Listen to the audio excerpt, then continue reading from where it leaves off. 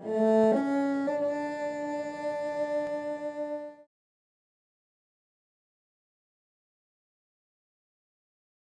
sure if I told you how high the water went. This is my front door. Probably already included a picture somewhere, or I will if I haven't. The water was pretty much up to, oh, here we go, let's line up on the garage. There's a little step down, you can see the watermark here. So that's how high it went. At my front door, it was pretty much up to my head. Yeah, I'm only 5 foot tall, but it's a lot of water. I'll show you up the stairs. Not sure if you'll be able to see in here, it's a bit dark. So there's my stairs. So the water went up to, I'm not sure if you can see where the carpet starts, right there. That's where we pulled the carpet off so that it didn't start spreading mold. Hopefully, helicopter out there somewhere. Hopefully the electricity will be going back on, maybe today, maybe tomorrow. That's what they reckon. I'm sort of not holding out hopes that it'll happen today. Anyway, so hopefully soon we can move back in. It's really crowded up the hill at Adams and everyone really needs a bit more space. Plus the plumbing is having issues with all that many people, so we're having to use my camping toilet still. My dryer's not very dry. It's water. I opened it up and after being here several times, I went, oh crap, the dryer's shut, and noticed there was sort of mold around here, so I just cleaned that out and then stood on a stool to get up high and then went, ew, there's flood water in there.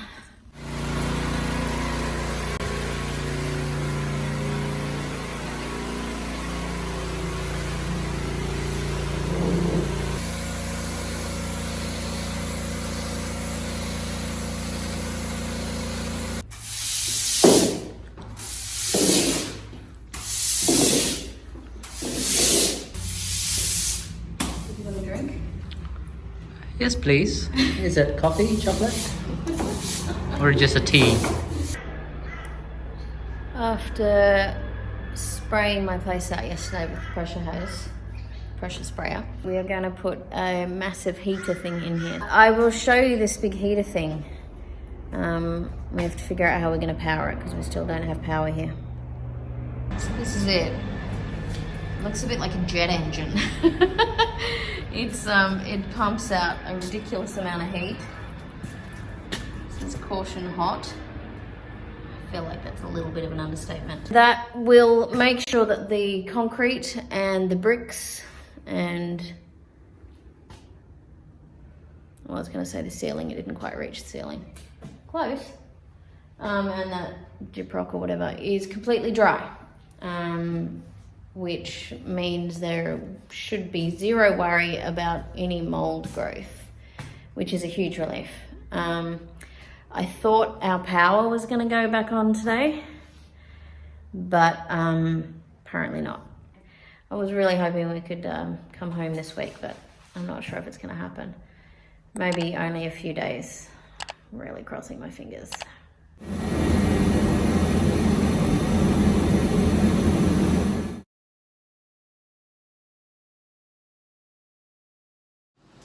Today is 4 weeks since the double garage in my place flooded.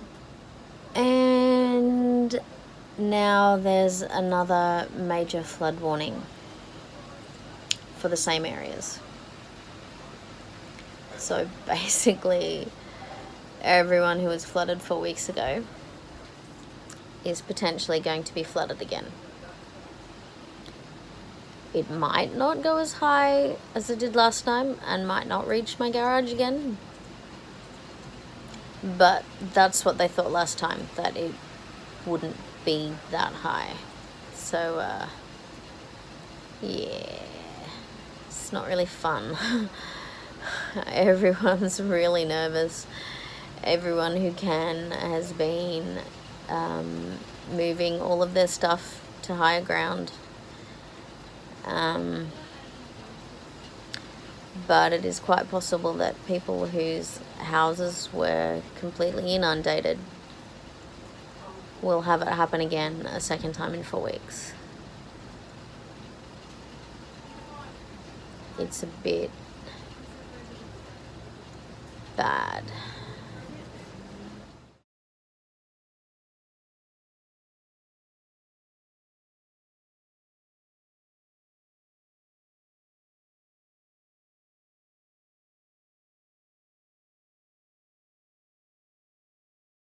The water's coming from that road and flowing quite fast over this dip. Look at that.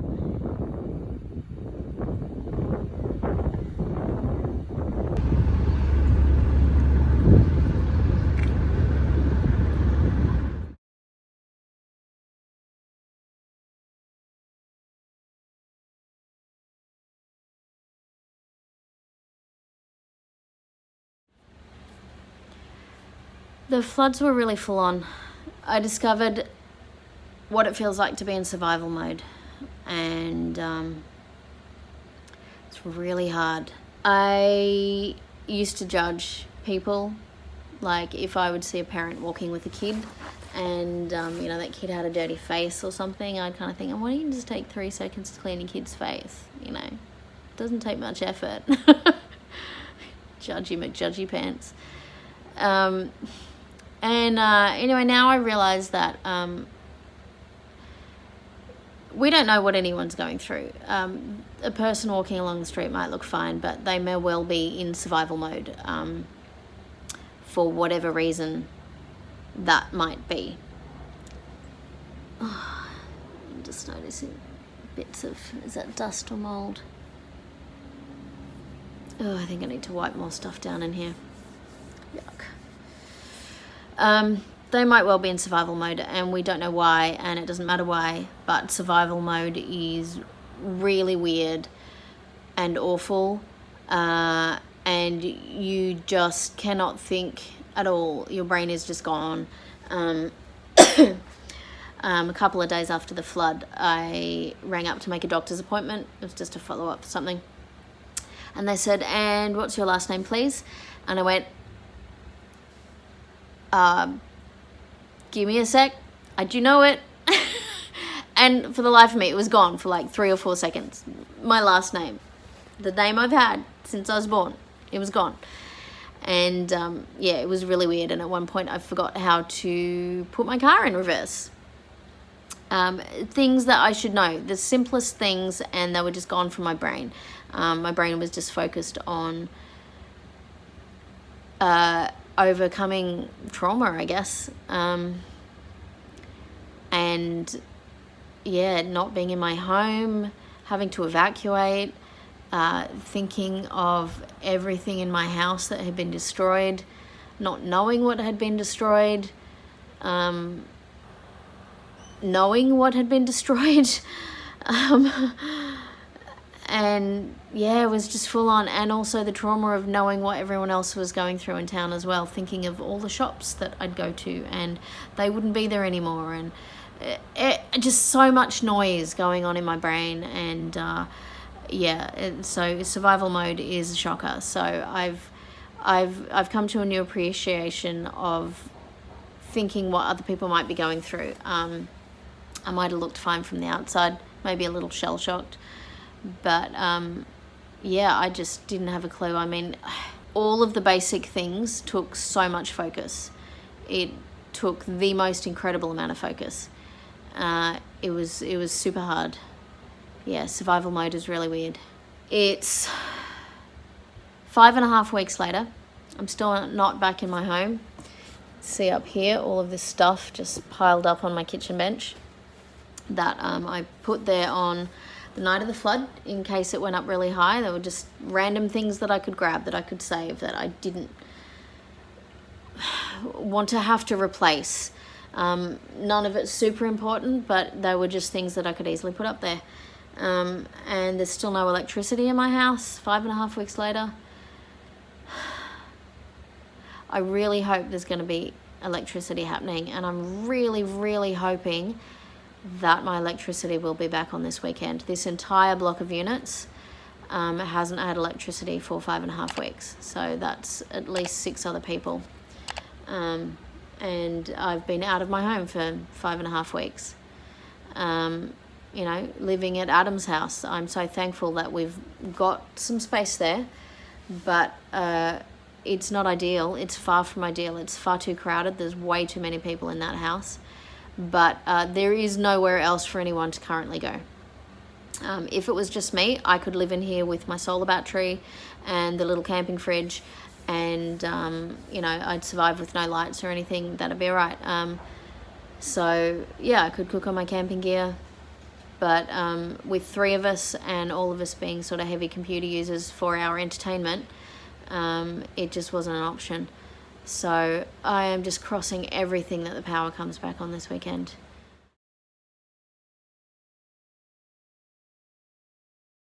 Look, it's a light! I've never been so excited about electricity. Look, the fridge is on. Woo! All I have so far is lemon juice and a jug of water. The process has begun of moving back in. I've still got a lot of stuff I need to clean up. There's just stuff piled on benches. As you can see behind me, it's still piled on the benches. Started doing some dishes and getting rid of this stuff. This stuff's, well, not all of it, but the stuff on the drying rack is clean, and get rid of that stuff in the dishwasher. I've got to make sure that I give the carpets a really good vacuum, just in case there's any mold spores hanging around in the carpets. I